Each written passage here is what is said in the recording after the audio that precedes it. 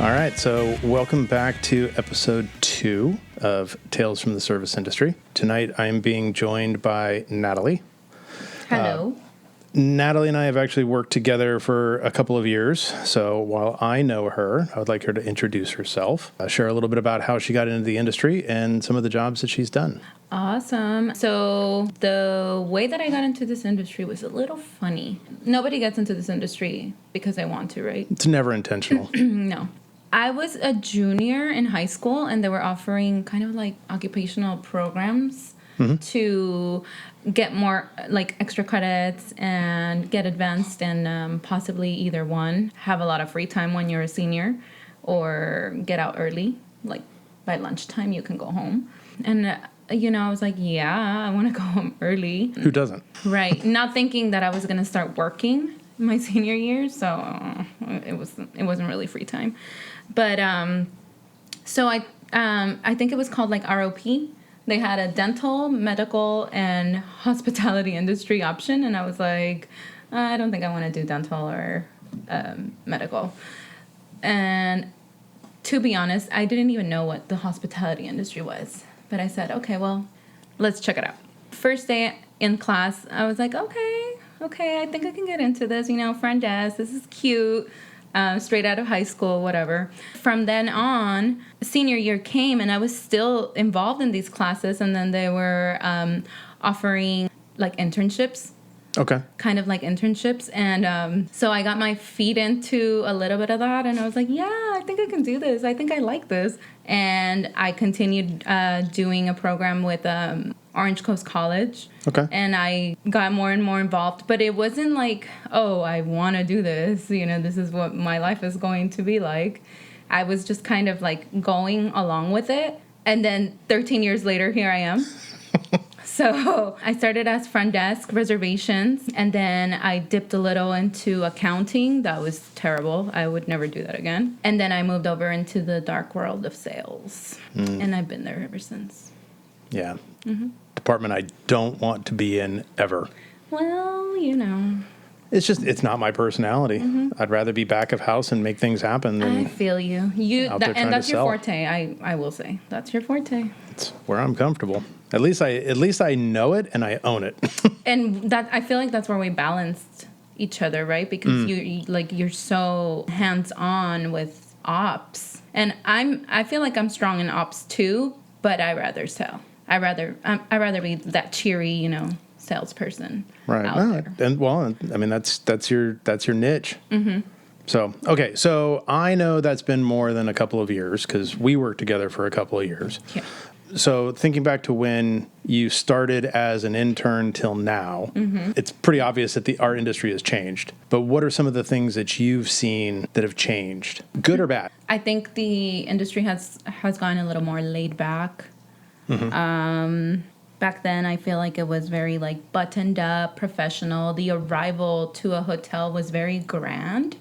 Even if the hotel was not a grand hotel, just arriving to like a boutique or a smaller, property. Look, just because it has grand in the name doesn't mean it's grand. Yeah. So even just the presence, of like arriving to a hotel. Whereas to like now, and by no means, I mean no disrespect to the younger generations. Like it just feels like the front desks are either ran by like really young kids that don't care, that are kind of like bun up and like lashes falling out, or just like not buttoned up, not uniformed. And back in my days, we had to be wearing like our suit. It was like skirt and blazer, or pants and blazer, and like we better be wearing pantyhoses. Yeah. Or we would get sent home. High heels, pantyhose, yes. Pencil skirt, button-up blouse with a blazer. And you better not have clown makeup on. And now, well... It's none of the above. No, it's crazy. It's scary sometimes when you're arriving to a hotel and you see Miss Girlfriend with wing liner up to the gods. Mm-hmm. Looks cute, just not professional. Yeah, I think, like, for me, I think one of the things that I've noticed that's changed a lot is the way people book hotels. When I first got in the industry, there was no such thing as Expedia and third-party online booking agencies, OTAs. There was no websites. No. So it's like if you wanted to book a hotel, you had two choices. You either call the hotel direct or you book through a third party like tour and travel kind of a corporation. So people were paying, I hate to say paying a fair price, but they were paying what the room was valued at. Then the third parties came along and they said, oh, well, you can advertise on us. We'll fill your hotel and we're going to only charge you 18%. Well, you take 18% out of their room rates. I mean, who wants to lose 20% off the top? Right off the bat. Yeah. So then, hotels have to adjust to be able to remain in business. So their rates go up. It becomes kind of a death spiral almost, because they start losing money. So they raise rates. In return, fewer people book direct. They go through the OTAs. It's bad. And I think it sets a bad precedent over time. People want the cheapest of the cheap at the highest of service levels. So with some of these OTAs, you'll get people that'll book on, frequent reward member points or, special discounts, and they're coming in with absurdly low rates and they want the world. And it's not that they aren't necessarily entitled to it, but they're not entitled to it. They want the, what's that saying? They want the cheeseburger for a price of, I don't know, there's a saying. It's Oh, yeah. Well, the version that I had heard is that they want champagne on a beer budget. Okay, yeah, exactly. I mean, that kind of speaks in our language Yeah. more.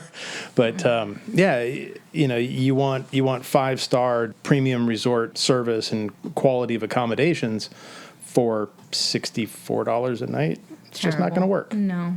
It's funny that you mentioned the whole going through a website comment because I just ran into some collateral from like the 70s in my office. At the hotel you're at now? Not in my office, but in an office, yes. We were cleaning up, purging. I ran into some sales collateral from, I would say, 70s, 80s. No websites anywhere in sight. No. It was just like, call us at yada, yada, yada. Or fax us at blah, blah, blah. And I'm just like, oh, my God. I mean, we have a fax machine, but no one really uses that anymore. Yeah, that's true. I mean, that's another incredible way that the industry has changed. I mean, I remember the fax machines that before that, the plain paper that was all in the thermal paper. Oh, yeah. Don't put it too close to the heater or whatever. It turns black. A dinosaur. I found some dinosaurs. Did you throw them away or did you keep them? No, absolutely not. I'm keeping them. I want to see them. I want at least pictures. I think that'd be cool. Yeah. All right. So you and I both ended up working through COVID-19. I know that, the hotel that we were at, we tried to keep the hotel open for a short period of time. The client base was definitely not what we had wanted. Other hotels remained open the whole time where we had shut down. And our experience was very different from other hotels. So one of the things that I wanted to talk with you about was, some of those experiences that we went through COVID together on. Where shall we begin?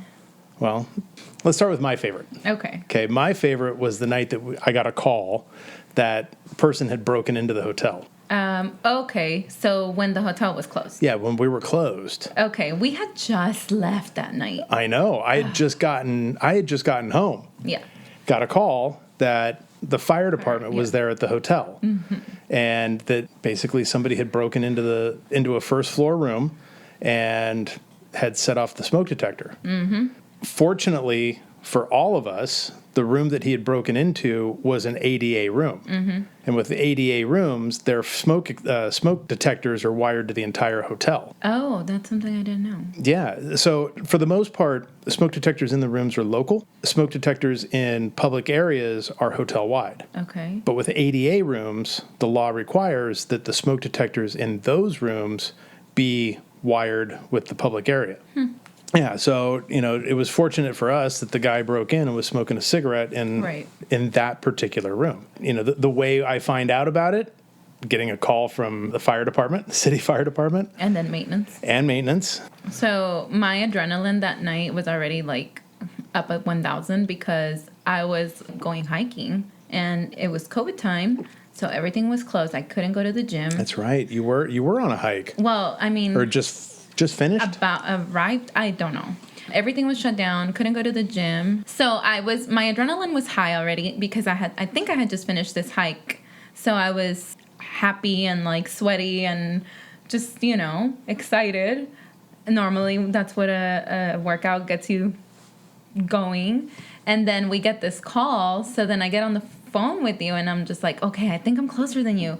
And you're like, well, I think I can make it in like 15 minutes. I was like, well, I think I can make it in 10. So then we're like both driving to the same location, and I think we got there at the same time. Literally, yeah. And we're like, we just left. What is going on?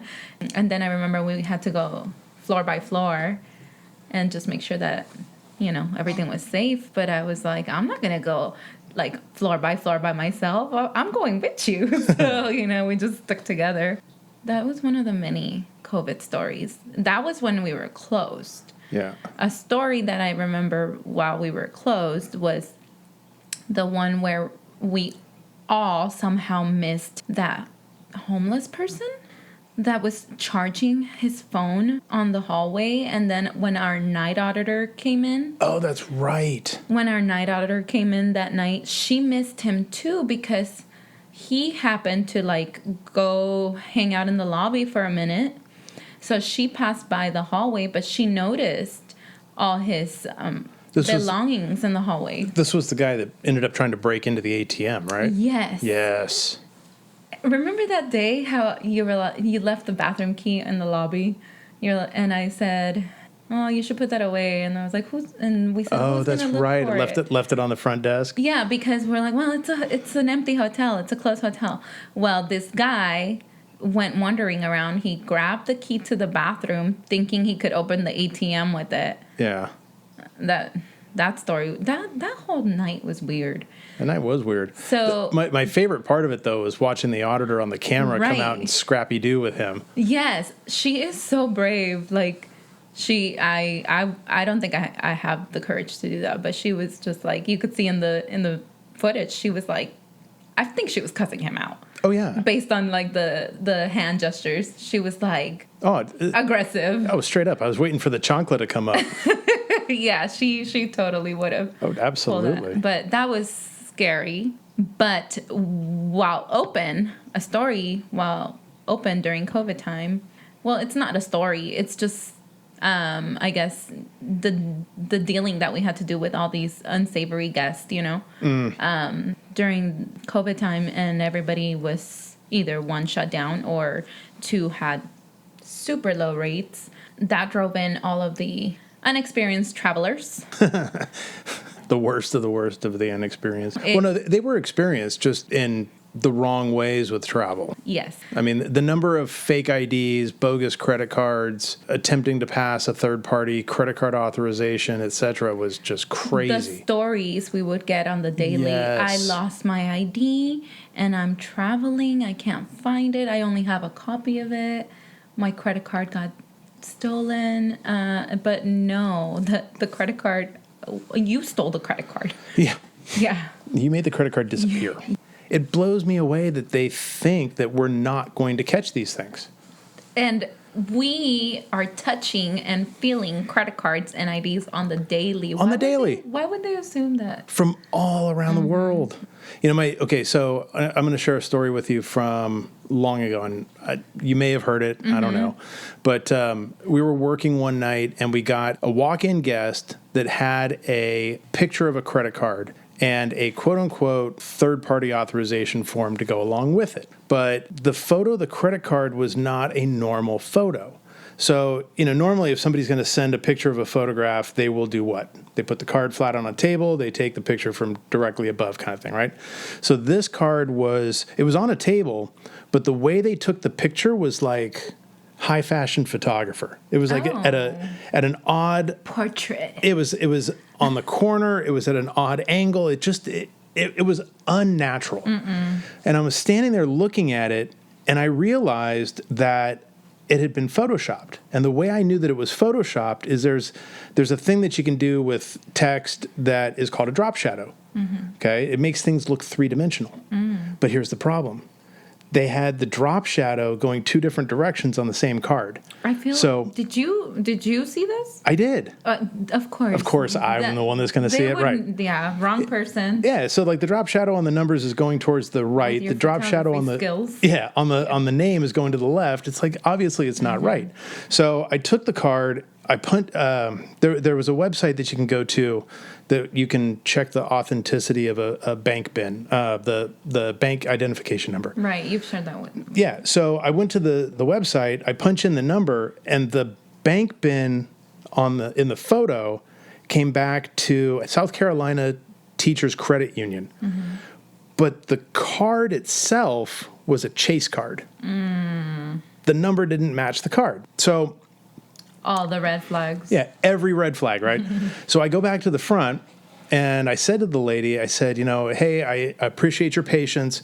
I'm just waiting on a manager to come up to give authorization to go ahead with getting this checked in. So if I can have you have a seat, I'll be back with you in probably, 10 minutes or so. So just be patient. Now, all the while, I'm wearing a manager on duty tag, right? She doesn't even notice that. I go in the back, I call 911 because it's a crime in progress, go through the whole thing with the dispatcher, and crazily enough, cops are there in the lobby in maybe 5 minutes. Wait, is this the girl with the doggy? Yes. Oh my God, yes. this story. So, the cops take him outside. I walked out, and I'm kind of overhearing a little bit of it. And I hear one of the officers going down all the information that she's given about, this is your name. She says, yes. Your social, yes. Your date of birth, yes. Address, yes. He looks at her and he goes, okay, so I'm going to give you 2 options here. Number 1, you can be truthful, give me all the information that really is you. Or 2, stay with the story that you've already given me, and I'm going to have animal control come and take your dog away. And because it's a Chihuahua, nobody wants those dogs, so it's going to probably be put down.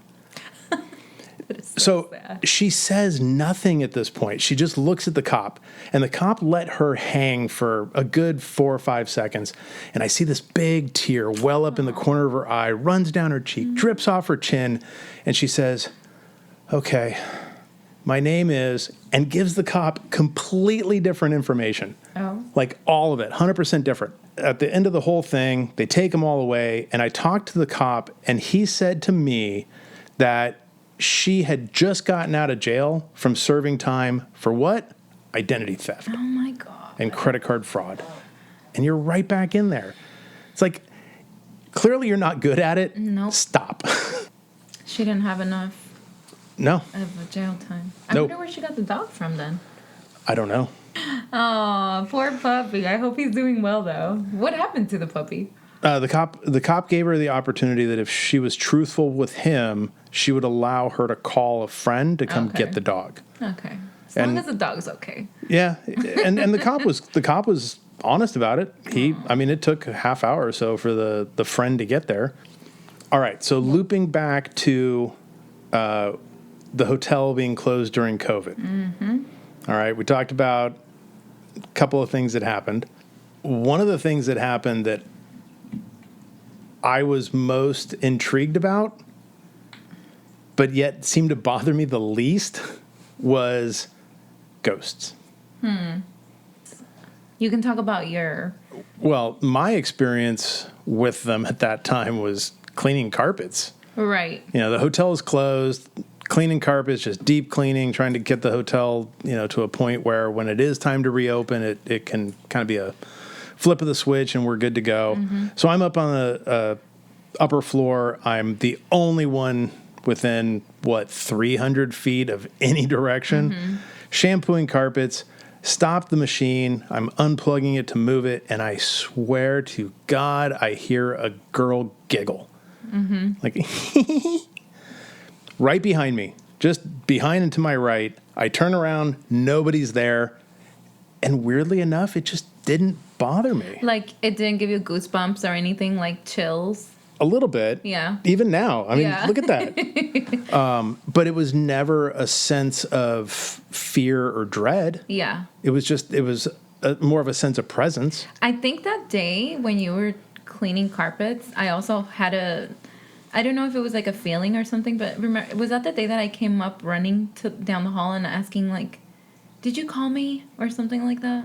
No, it wasn't that day, but Oh. it was like within a couple of days of that. Yeah. We had like that, it was like that spurt of activity. Because it was, I mean, we had nothing for weeks, and then it was like boom, boom, boom. We had the giggles. We had the lobby situation. Yes. So it was myself, you, and our accountant at the moment, and I think our accountant and I were just joking, kind of like, if you're here, present yourself type. Yes. And then he made the comment. And then there was like a loud bang on the wall. Mm-hmm. Were you there? Mm-hmm. Yes. So then we all kind of just stare at each other like, what? Mm-hmm. Like, what the hell just happened? And so we go out to try to investigate to see. We were trying to find logic behind it. Like, let's see what it was. Like, what was it, you know? But then there was nothing. Like, the only thing behind that area, I think it's the elevator shaft or like the elevator, I don't know what it's called, like the motor room or Machinery room. Yeah. So we couldn't find a logic behind that, and then the chandelier situation. The chandelier was creepy. Yeah. Because that thing was swinging, what is that, 1.5 feet, 2 feet, either direction? Yeah. No earthquakes. I mean, I remember going online after that whole thing, trying to find any earthquakes in the area. Nothing. That was strange. And I was just staring at it like, okay, somebody's playing with us. And then we went up on a ladder to see how sturdy, how heavy it was. Well, yeah, and remember, I pushed it with the broom, too. Mm-hmm. And, like, when I saw it swinging, it was swinging evenly back and forth. When I pushed it with the broom, not only did I have to put a fair amount of effort in it to get it to move, but it didn't swing. Yeah, it didn't swing even. It swung with a twist. Like, it was spinning while it was rocking back and forth. It was not what we saw. Yeah, that was strange. And then my story with I have 2 stories. I have the moaning lady. Oh, yeah. And the ghost, or I call it the ghost, but the ghost that mimicked our chief. Yeah. So the chief story, I was leaving home, and obviously the hotel is closed, and I'm walking towards the exit. Remember how we had to lock the doors and lock them from the inside and all that? So we had to exit through the back of the building, and I'm walking towards the back of the building. It's a long hallway, and I can hear our chief working in a room, and confidently I shout out, because he had a few of the doors propped open because he was working on them, and I confidently said, I was like, bye, I'm leaving now. And there's no response, and I'm like, hello, I said bye. And so I don't hear anything, and I'm like, okay, he's messing around with me. So I call his cell phone so I can like hear where where his ringer's at, and then he answers, and I'm like, I said bye, did you not hear me? And he's like, I'm in my shop. Yeah. And I was like, oh fuck. I was like, okay, I'm out. Yeah, straight up in another building. Yeah, and then 500 feet away. So I was like, what do you mean you're in your shop? He's like, yes, I'm over here, blah blah blah. And I was like, all right, I gotta go. So like I just like booked it, and as I'm running out, he meets me in the parking lot because he thought I needed something. And he's like, what happened? And I was like, I just heard you in room yada yada yada. He's like, no. I was like, are you sure you weren't like in the patio like area, in the balcony area? He's like, no, I just got out of my shop. And I was like, oh, hell no. That was scary. Mm-hmm. So then there's that one. And then in the same hallway, as I'm going towards the lobby, I heard like a moaning female voice, but like a complaint type of moan, like very like a painful, but I don't even know how to explain it. And that right there gave me like goosebumps. That gave me chills. And at that moment, when I heard that, I didn't even want to stop. I just like kept walking. I was like, okay, I'm going to walk into my office and close my door and like not open it. And that was scary. I think that was it for ghost stories. But well, there was more than once that we heard somebody walking on the floor above us. Right. And then, I mean, I remember running up those stairs 3 or 4 times, coming through the emergency exit, and there's just nobody in the hallway. Doors are secure, everything's locked, but we hear the thump, thump, thump of footsteps. Yeah. And then there was always the funny joke about your office chair.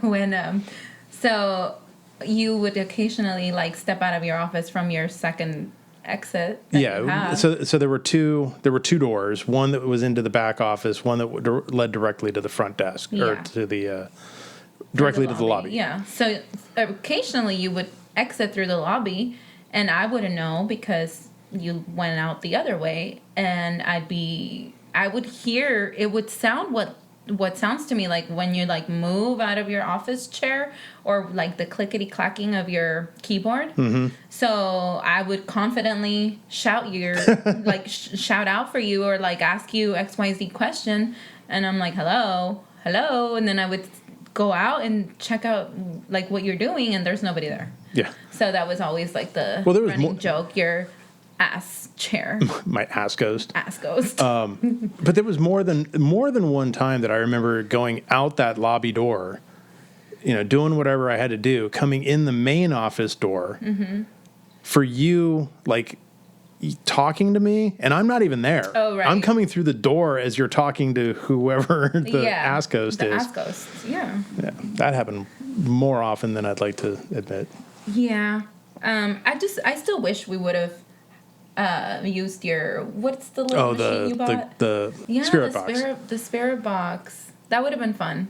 Mm-hmm. Or I don't know if it would have been fun, honestly. I think it would have been fun. But the running story behind that floor where you experienced the giggling sound, most housekeepers will tell you that there's something funny going on in that floor, right? So not too long after that whole thing happened, I was sharing it with the maintenance supervisor. Mm-hmm.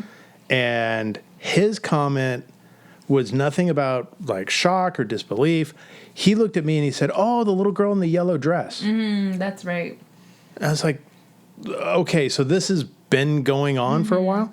And he was saying that he had mentioned that he had heard it, but that several of the room attendants had seen her and described her as being, 6 or 7 years old, kind of long hair and a yellow dress, which I'm always shocked when people are so detailed about things, because it's like, you watch these paranormal shows on TV and what do they show? Like a little ball of light. Yeah. How are these people seeing? An orb. Yeah. How are these people seeing a little girl, 7 years old, long hair, wearing a yellow dress? But the housekeepers were adamant that was a spirit that was on that floor and had been for years. Right. And I mean, I believe you because, well, not that I don't believe you, but I believe you. I believe you, but I don't believe you. Because, okay, so remember how we came on board and then we only had like 3 months of normalcy before COVID? Yeah. So in those 3 months that we had together, I don't think housekeeping shared any of those stories with you. Like, there was no time. It was like turn and burn. Those 3 months were so busy for us. I don't think there was time to like mix and mingle about ghosts. And then we experienced the ghost. And then once we reopened and shared the story with our housekeepers, that's when they were like, "Oh yeah, confirmed. Little girl with the yellow dress." And it's like, "Oh, okay. Well, thanks for the warning." Yeah, thanks for the heads up. Like, we dealt with her like all 2020. Yeah. On the first podcast of this that we did, we actually touched on ghosts. At the hotel that I was at before ours, that's where we kind of had a story trend to. And the room attendants there, they won't clean rooms on that floor by themselves anymore. And that's a really common theme in housekeeping. Once a room is deemed to be haunted, nobody will want to clean that room by themselves. Absolutely, especially I feel like the Latino community, absolutely. We're big believers in that, so they better take their holy water. And and that's why, like, for us, when something happens, you don't share it with the housekeeping staff because that's the result. That's the end of it. That's the end of it. Okay, so moving on from ghosts, what are some of the things that you see in our industry that are misconceptions that guests have about the hotel business? Outrageous requests. Outrageous requests that cannot be accommodated. So more than like, can I have 6 towels, please? I can give you 6 towels. What I cannot do for you is rip the carpet out of your room by tomorrow and have hardwood floors. I know this sounds crazy. You had a guest Yes. that wanted you to Yes. remove the carpet Absolutely, yes. and install hardwood just for them Yes.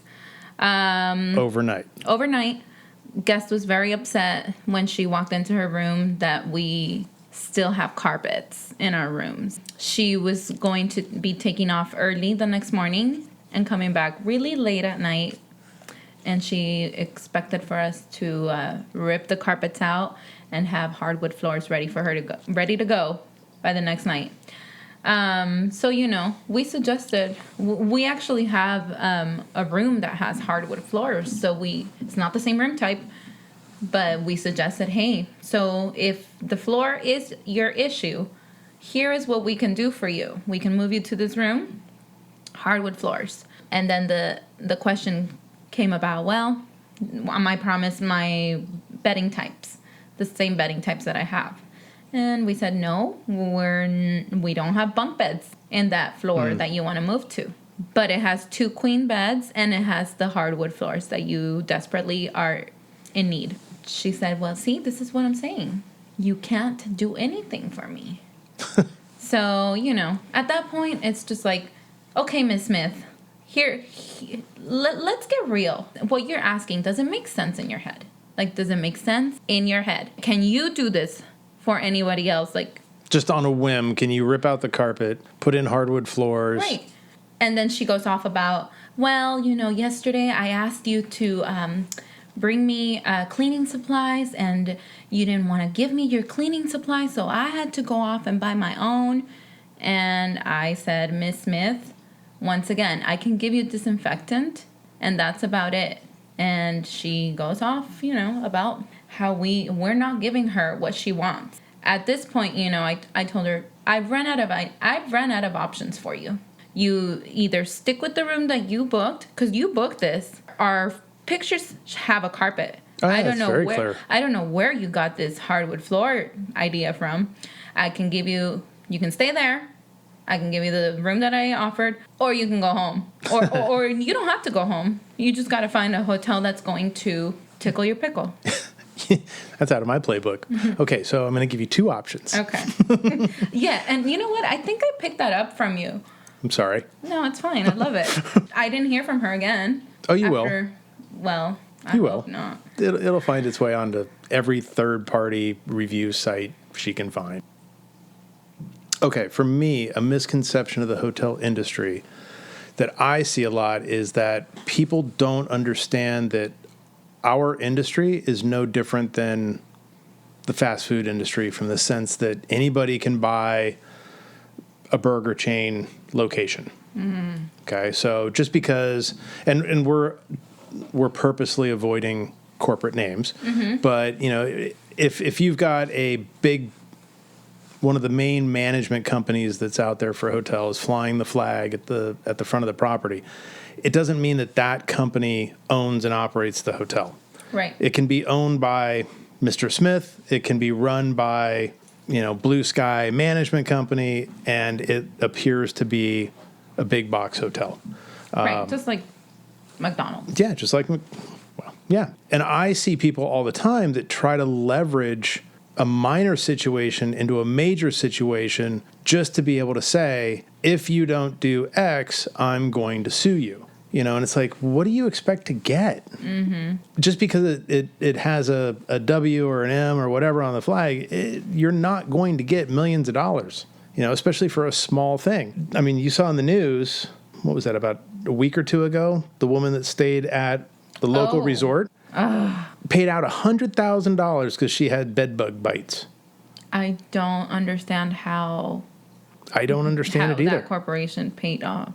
Understand how or why? Because I understand the how. I don't understand the why. Why? Like, you can't trace the animal where it came from. Yeah. And they're everywhere. Unfortunately. I mean, and people have this incorrect mindset that having a bed bug in your room is representative of cleanliness, and it's not. Mm-mm. It has nothing to do with cleanliness. If we're talking about roaches, yeah, that has everything to do with cleanliness. I have seen people scam hotels with bed bugs that they have brought with them in jars. Mm-hmm. Just to be able to have a live bug in the room and say, there's a bed bug. Mm-hmm.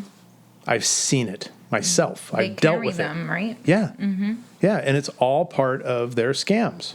And we won't go into deep details on that, but that's the way those folks operate. So I think that one of the misconceptions is that people need to understand that a lot of hotels, especially the smaller ones, 4 or 5 rooms, like a bed and breakfast size, up until, even 120, 150, 200 rooms, can be just individual people. So don't look for your payout with bogus lawsuits. Mom and pop yeah.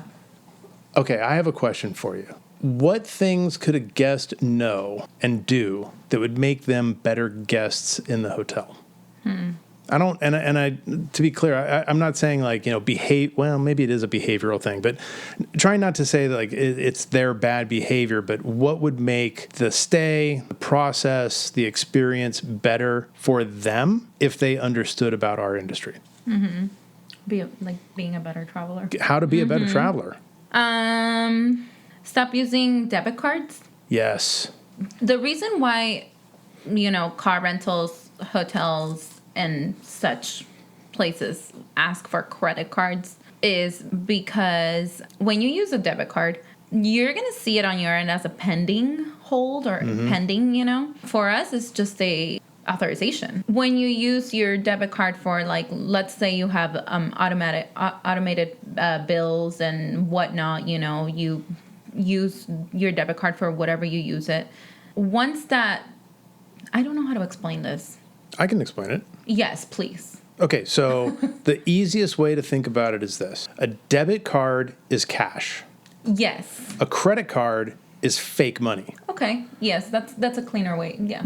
So for myself, when I travel, I don't want to put it on a credit card. Mm-hmm. I don't want to pay the interest. So I want to pay with a debit card. But the way I do it is I provide the credit card at check-in. Mm-hmm. They can run whatever the authorization amount is that they want. It doesn't matter to me. On departure, when they say, do you want to leave it on the card that you checked in with? That's when I switch it and say, no, I'd like to charge it on my debit card. Right. Because it that's doesn't... a final charge. It's a final charge. Mm-hmm. And I think that if people understood that better, then you would see a big decrease in some of the challenges that the front desk goes through. Mm-hmm. How many times did we have people come back screaming at us because we had a hold on their quote-unquote credit card that turns out to be a debit card, and that card declined at the park for the souvenirs for the kids? Mm-hmm. So now it's my fault that you didn't understand that credit card and debit cards behave differently. Mm-hmm. And I think that's a critical thing that people need to understand. Mm-hmm. And at least everywhere I've been to, requires a deposit. So I'm not sure why some guests come in with their story that we've all heard. This is the only hotel that charges a deposit. This is ridiculous. I've been everywhere around the world. And I've stayed in thousands of hotels, literally thousands of hotels. Mm-hmm. Mm-hmm. I'm sorry, ma'am. I still need a deposit for your stay. Every night we hold a certain amount. It's just everywhere you go. Mm-hmm. I've never been. Even our sister properties, or within our management company, they don't give us a break and say, "Oh, you're an employee. We're not gonna hold a X amount of money on your card." No, we're treated like every other guest. Yeah, so I don't understand where this comment comes from, but yes, we're going to need a security deposit. Do not use your debit card to hold, the total plus the deposit. And third-party reservations and the room types. Yes. It's unfortunate to say this, but third parties are not guaranteed a room type. The room type. Well, they might be guaranteed the room type, but not the bedding. The bedding becomes the point that can swing. I mean, because if you book a room with a standard room with a king bed, well, you booked a standard room. The bedding is a request. Right. And that's the downfall of booking through a third party. And it ties our hands because we can't do anything either. It's like the reservation comes through and they just grab whatever's in our inventory available, and that's what you get. That's it. And I can't make a change on the room type. I mean, I guess I could, but I'm going to put out let's just say one of our guests that booked directly through us or whatnot. Third parties are good to book through, I guess, if you're looking to save a buck or two. But like we mentioned earlier, you can't expect to pay $60 for a 5-star penthouse, resort. We're not giving you the penthouse. Well, the other thing is that, oftentimes if you are looking to book a room and you call the hotel direct, you'll find oftentimes that they're more than happy to accommodate your reservation at a reasonable rate. Oftentimes mirroring what the OTA is offering. But then you also get the opportunity to take advantage of frequent stay programs, reward points, whatever the case may be, directly with the hotel. And anytime you book direct, they're going to... It carries a different level of priority, like you were saying, to ensuring that you're in the right room type, the right bedding type, etc. The priority goes to that book direct guest. Yeah, and this is not like we're not bashing our OTA partners, because at the end of the day, they do help us build our base, but it doesn't make it any easier for the guest when the guest wants to change dates or, Oh, yeah, and the pandemic made that all worse. Right. You get these folks that'll book through a third party on a non-refundable reservation. So if they have to cancel, they don't get their money back, and you can't change the dates. Calling us to say, I need to change my dates, and the OTA in question told me to call you. Right. It's like, I don't even have your money yet. Yeah. Oh, maybe that's something that listeners should understand. That's the next thing I was going to talk about. Our guests think that we took their money, but we haven't even... Exactly. When you book your reservation in June for your stay in August, the person that has your money is the third-party booking agent that you called. Because the hotel doesn't get paid until the day you check in. And sometimes even later. Yeah, but normally that virtual card is activated on the day of arrival, and that is it. So you book 3 months from now, you have to cancel 2 days from today, and you're calling the hotel wanting your refund. I'm going to tell you, you have to call the third party. That's just the way it is. They have your money. I think another topic that would help our guests be better travelers is our check-in and check-out time. Oh, absolutely. Those are not suggestions. Yeah. We're not. It's a rule. We're not suggesting you leave at 11 a.m. You have to go. Yeah. We're telling you it's time to go. Yes, especially if we're booked up that night. We need our housekeepers to get in there as soon as possible. Depending on the hotel you're in, you have X amount of rooms to flip. And they better be ready by 4 p.m. because the next group of guests is here. Yes, because then the next group of guests is there. Or when they try to check in at 5 a.m. Oh, that's my favorite. Yeah, I know it's early in the day, but I've got a reservation, wanted to check in. It's your night auditor trying to check them in the morning. It's like 5 a.m. And guests don't understand that 4 o'clock is check-in time. So I guess a suggestion or a rule of thumb, if you are planning on arriving at 5 a.m., book the night before. Absolutely. And, I mean, it would be nice to let night auditor know, hey, I'm coming. Don't no-show me. Or I guess no-show me and then fix it later, Don't sell the room. Yeah, just note that you're going to be arriving at 5 a.m. on the day after. Yeah, the day after. You know who's really, really good, like culturally? You know who are really, really good about that? Are Australians. Yes. Maybe it's because of the dateline change. Maybe it's just because that's the thing in Australia. I don't know. Maybe they just use common sense. Ouch, it's not so common. A resort that I worked at did a lot of business with Australia, and that was so common. So common. Some of my groups that come from Australia, they know that they're coming at whatever time, and they'll tell me, like, hey, we need a book to arrive this day because, we're coming in at 5 a.m. And it's like, oh, okay. It's so nice when they already know, and you can just, like, put it in the contract and get everything ready for them. It's so much easier. Yeah. I mean, and then, to that point, though, it's like you have some, groups, especially traveling teams, where they've gotten really savvy about that. They'll book 15 rooms for example, Friday night, but they're coming in at 5 a.m. on Friday morning, and some of them will book like 2 rooms for that first day so that they have a place to drop their bags. They have a place to shower and change. Kids can, nap if they need to. Or when they're checking out, when they need to check out later because let's say their flight is leaving later, but they have a tournament, so they'll check out all the rooms, but then they'll extend 2 so that the kids can shower up, get ready, and like take off. So that's when they're like creme de la creme. Yeah. Travelers. My favorite. Okay, so my favorite, and by favorite I mean least favorite on this, is the teams that come in for tournaments that book their departure on the day of their last game and then do really well in the tournament, and then they're upset with us because we're asking them to check out, but they're at the tournament. Yeah, that's... Yeah, you can't do that. Okay, but the sports segment is a little soft for me because, I specialized in sports a few years ago. So, yes, I get you, but we have to be the ones that teach them.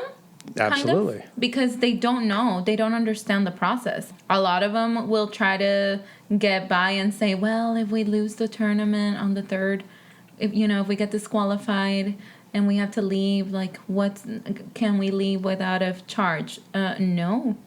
Yeah. Because you left me holding all these rooms. I can't let you leave without a charge. And, then they'll try to get funny and say, well, we're not even going to be there. And I was like, well, are you going to check out at 11? No. Well, technically, you're staying the whole night. Yeah. So that's when you have to kind of teach these. They're not even travel agents. It's literally like the parents. Team organizers. Yeah. But, I think that, as much as we've said, like, suggestions on how people can be better travelers, I think you could take from this part of the conversation the fact that there's better conversations that hotel employees can have. So, the sales team that's selling those tournament rooms needs to ask the questions of when's the last game. You have to be we understand curious. that. We understand that the tournament's based on brackets. What time is the last game? Because then they're looking at it going, okay, well, if this group does go to the final game, their final game is not scheduled until 5. They're not going to be checking out at 11 a.m. This is just not the case. That's the tricky part with sports. And a lot of hotels don't like to play with sports for that reason, Yeah. because they're so wishy-washy. I think once you have an idea of how they work, it's kind of like a puzzle, Occupancy in hotels and inventory is like a puzzle. So I think once you have that down, you can really figure out, and if it's sad, but if you know that the team kind of sucks, or they're not going to make it, you can kind of, oversell a little because they're going to leave, and you can you move that puzzle around in that matter, but it's tricky, I will say. Yeah. Yeah. There was a hotel that I worked at that used to do business every year with a city that is south of us about an hour. Every year, the team was good enough to make the playoffs, make it to tournament, but they were never good enough. You told me this story to make it to day 2 or sometimes to day 2, never to day 3. Yeah. So they would book in, 15 rooms for 3 nights. So you're looking at 45 room nights, and then they would deuce the bed on the first day, and all the rooms would check out. So you instantly lose 30 room nights.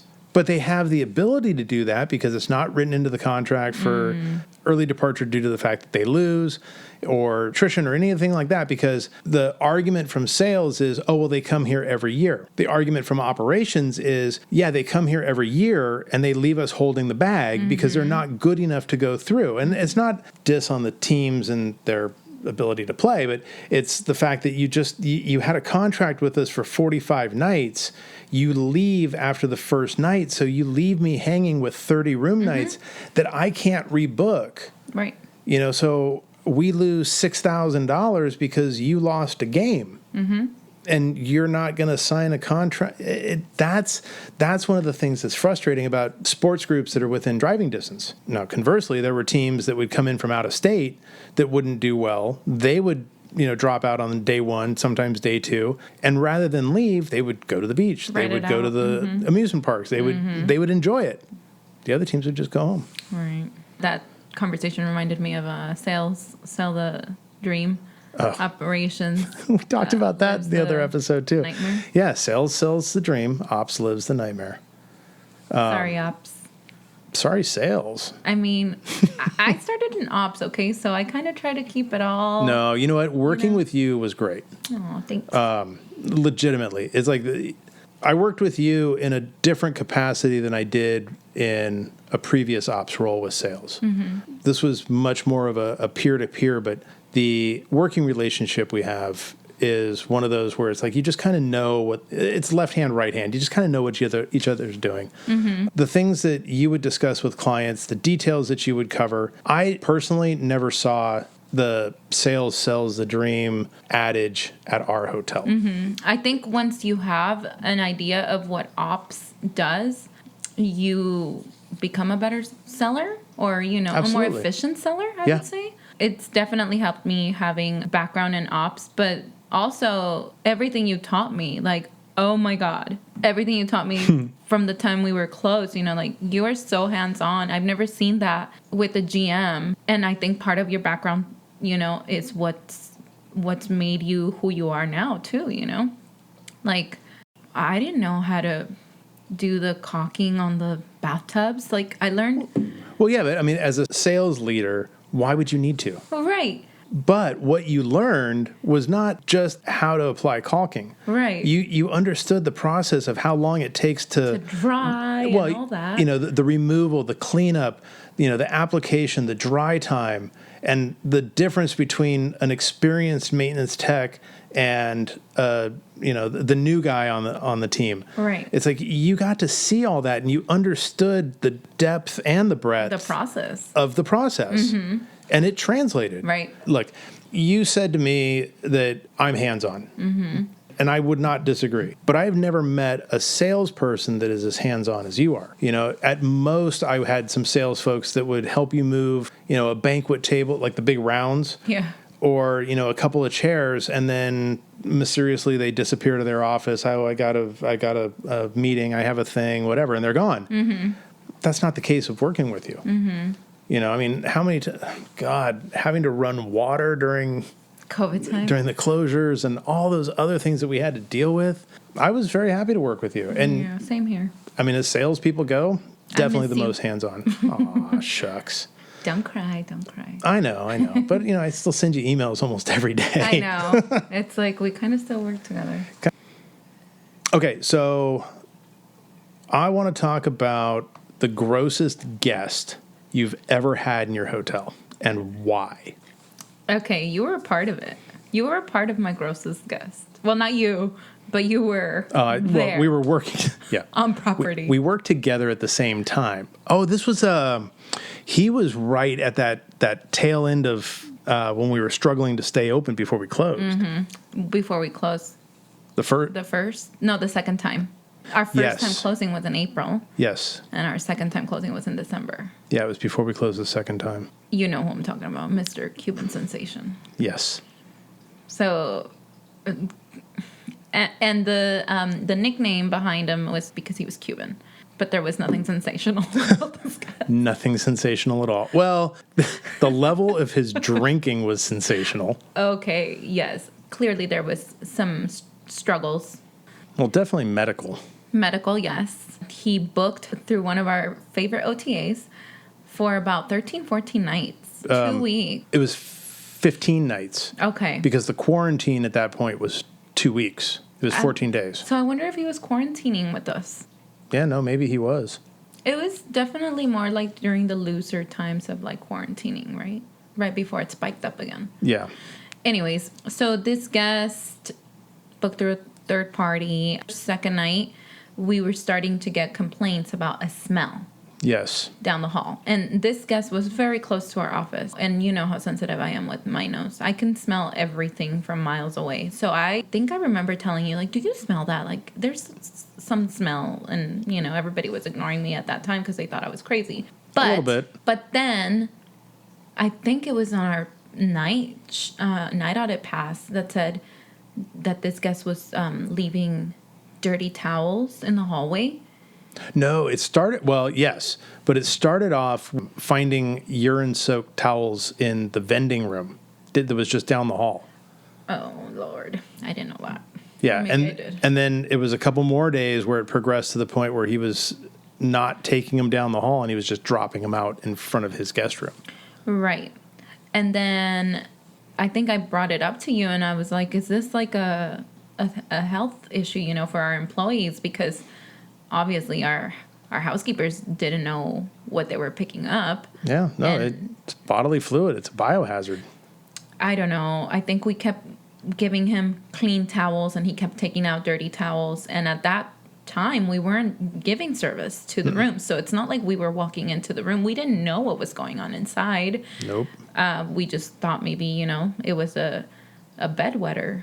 Until our front desk started mentioning to us that the guest would walk out of his room kind of like wobbling, and his pants seemed to be soaked.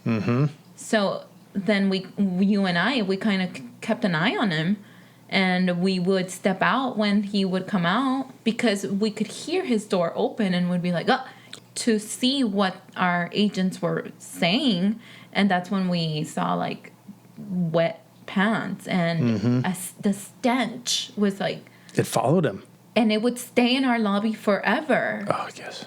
And it was just crazy. So, you know, I think we kind of started paying more attention to him, and by then we knew what car he was driving. We knew his moves, you know, and every time he would come back, he would take off, come back with like I don't even know. Like, I'm not familiar with my beer cases. Full cases of beer, like 36 packs. Yes. I mean, 36 beers. And he would, like, leave twice a day to go get beer. I don't even know how he could drink that much liquid, let alone beer. Well, he did, I mean... Well, I mean, I remember talking to him, and the smell that was coming off him was just horrific.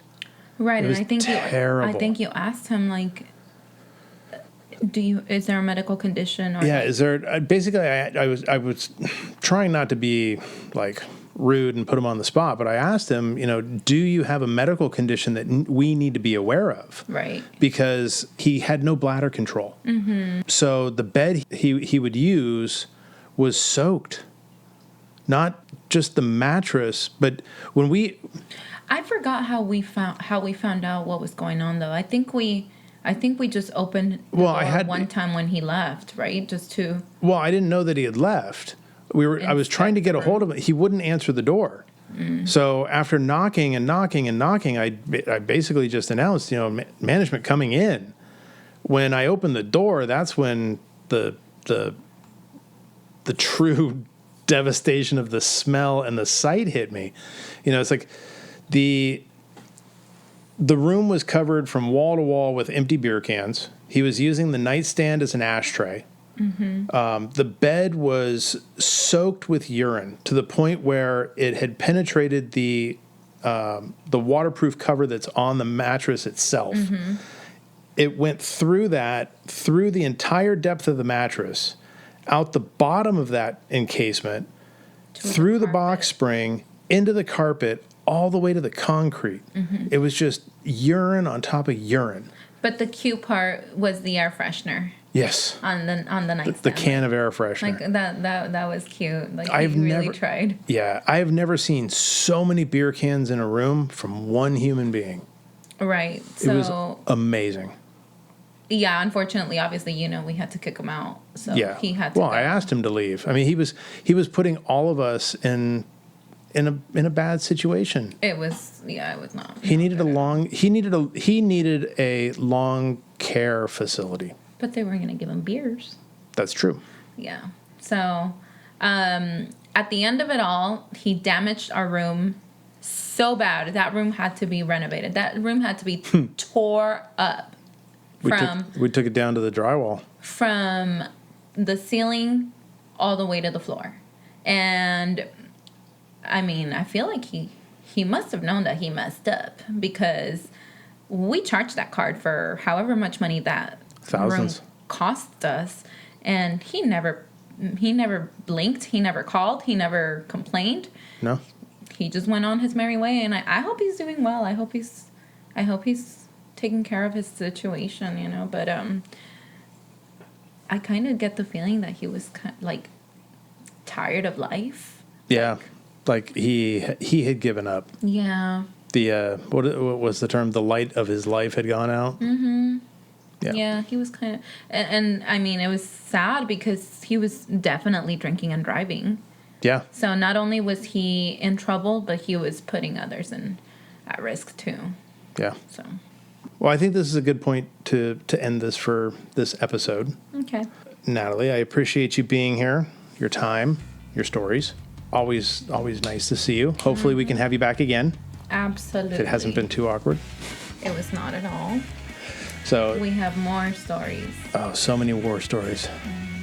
So thank you for listening, and we'll see you on the next episode. Bye.